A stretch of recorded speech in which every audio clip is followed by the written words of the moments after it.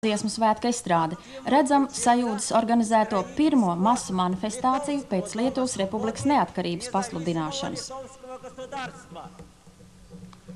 Mītiņā runāja arī Latvijā labi pazīstami cilvēki – Vitauds Landsberģis, Kazimīra Prunskiene, arī mūsu Romalds Ražuks.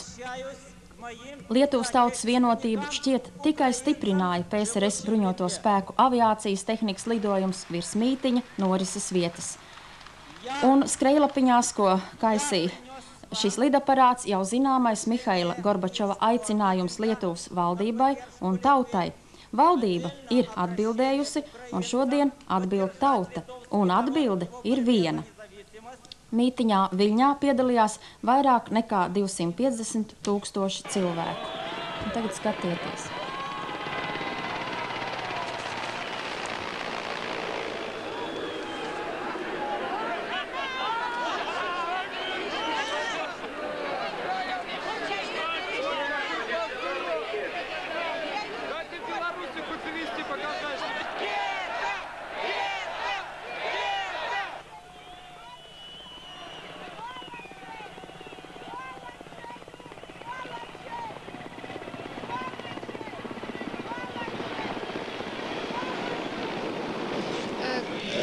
Kā jūsuprāt jūtās šodien lietuviešu tauta?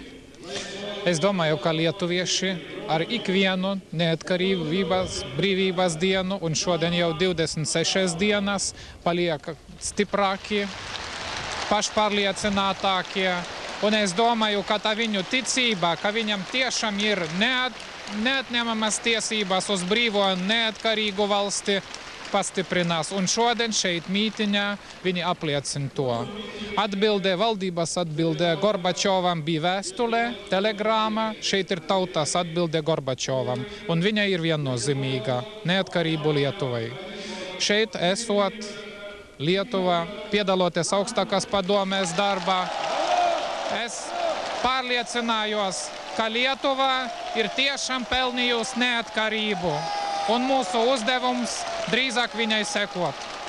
Jūs šodien arī runāsiet mītiņa, ko jūs teiksiet?